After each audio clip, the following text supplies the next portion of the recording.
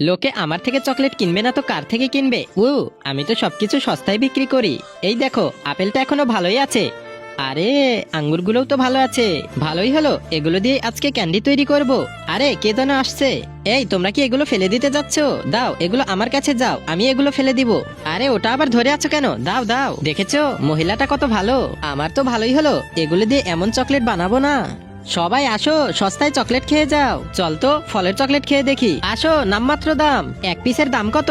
মাত্র 100 টাকা। একটু বেশি হয়ে গেল না? এগুলো আমাদের বাগানের ফল দিয়ে তৈরি, টাটকা এবং সুস্বাদু। ঠিক আছে, বলছো যেহেতু, আমাদের একটা দাও। এই তানিয়া, এটা কিরকম যেন গন্ধ গন্ধ মনে হচ্ছে। কই, খেয়ে দেখি তো। আরে না, ঠিকই আছে, এগুলোর ফ্লেভার এরকমই হয়। কই, আমার কাছে তো ভালোই লাগছে, চলো খেতে খেতে যাই। আরে, তোমার কি হলো? এই তানিয়া, তুমি ঠিক আছো? আরে, এটা খাওয়ার পর পেটে অনেক ব্যথা করছে। আরে আরে, এই যা। এই মেয়ে, এখানে কি করছো তুমি? যাও এখান থেকে।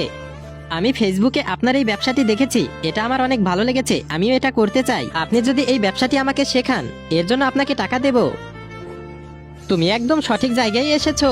আমি তোমাকে শিখিয়ে দেব কিভাবে এই লাভজনক ব্যবসা করতে হয়। এই ব্যবসায় প্রথমত তোমাকে সস্তায় বিক্রি করতে হবে। তুমি এই ব্যবসা শুরু করতে পারো, এতে প্রচুর লাভ। আমি এই শহরের সবচেয়ে পচা ও সস্তা ফলগুলো ক্রয় করি, আর এগুলো থেকে আমি দারুণ সব চকলেট তৈরি করি, যা কাস্টমার খেয়ে বুঝতেই পারবে না। এটা খেলে তো মানুষ অসুস্থ হবে। আরে কিসের অসুস্থ? আমি দীর্ঘদিন ধরে এই ব্যবসাই করছি। তুমি যদি আমাকে আরো কিছু টাকা দাও, তোমাকে আমি ব্যবসার পুরো সিক্রেট শিখিয়ে দিব, যা তোমাকে কেউ শেখাবে না। হ্যাঁ, সবই বুঝলাম, কিন্তু এখন থেকে তোমাকে জেলে গিয়ে শিখতে হবে কিভাবে ব্যবসা করতে হয়। আরে, তুমি এটা কি করছো? তোমার এই অস্বাস্থ্যকর খাবার খেয়ে অনেক মানুষ অসুস্থ হয়ে পড়েছে। এই অসাধু ব্যবসায়ীকে সবাই ধরো, ওকে পুলিশে দিতে হবে।